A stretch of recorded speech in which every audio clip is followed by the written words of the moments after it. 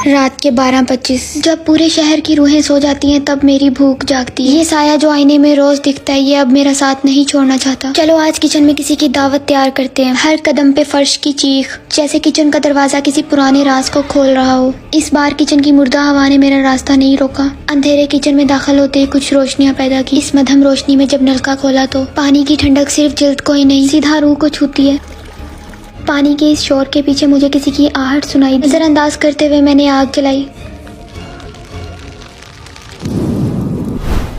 जादुई हवा के झोंके ने पूरे चूल्हे को ऐसे निगला जैसे हवा के पास आग का कोई गहरा राज हो। 1 चम्मच खुश्क आंसुओं का पाउडर और ये 3 अंडे जैसे 3 मासूम रूहें उबलने के लिए तैयार हैं। इन अंडों की चीखों पुकार की वजह से पानी की खामोशी बिल्कुल टूट चुकी थी। पानी इतना खोलता है कि अंडों के जिस्मों पर दरारें पड़ने लगती हैं। ये कोई धुआं नहीं, ये सिंक के अंधेरे में से जागता हुआ पुराना साया है। अब इन उबले हुए अंडों की खाल उतारने की बारी है। छिलके उतारते ही अंदर से ये सफेद बेरहम चेहरे नुमायां होने लगते हैं। इन तीनों को एक प्याले में जमा कर दिया। अब असल मौत का खेल शुरू होने वाला है। आहिस्ता आहिस्ता इनको कुचलकर एक कर देना है। इनका ये सफेद लिबास और जर्द दिल एक दूसरे में समा गए थे। कांटे का हर वार इन्हें याद दिला रहा था कि यहाँ से बचकर निकलना अब नामुमकिन है। ये पिचके हुए लिफाफे में से सफेद मायों का रस निकालना ऐसा लग रहा था जैसे किसी की आखिरी सांसें खींच खींच कर निकाली जा रही हूँ। और ये ताजे जख्म के खून के कुछ कतरे, और ये खौफजदा आंखों के खुश्क आंसुओं का पाउडर, और ये जली हुई धूल, ये मस्टर्ड की तेजाबी रंगत, और ये लाल मिर्चों का जूस। आखिर में ये जब सूखी पत्तियां मिलती हैं, जब ये सब आपस में घुलते हैं तो एक ऐसी अजीब और घिनौनी शक्ल इख्तियार कर लेते हैं जिसे देखकर बंदे की रूह कांप जाए।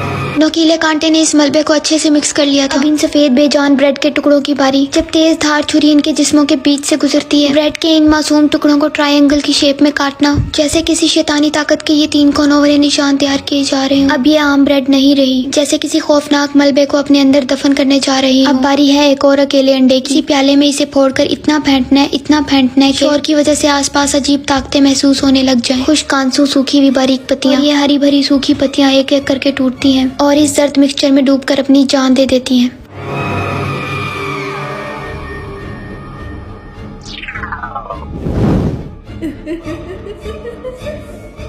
खेल अब आखिरी मरहले पे है। इस सन्नाटे में तेल की ये तेज आवाज और ब्रेड के ये गोल दायरे, बिल्कुल एक ऐसा दायरा जो किसी रूह को कैद करने के लिए बनाया गया हो। उसी घिनौने जर्द मवाद को इन 3 टुकड़ों के हवाले कर दिया। सूखे जिस्मों पर ये ठंडी चीज की पत्तियां एक एक करके इन बाकी 3 तिकोनों को भी ढक दिया गया। दोनों हिस्से अब आपस में जुड़ गए। मवाद अब अंदर घुट रहा है। ये सैंडविच अब पूरी तरह तैयार हो चुका है। अब बारी थी इसको इसके शिकार के हवाले करने की।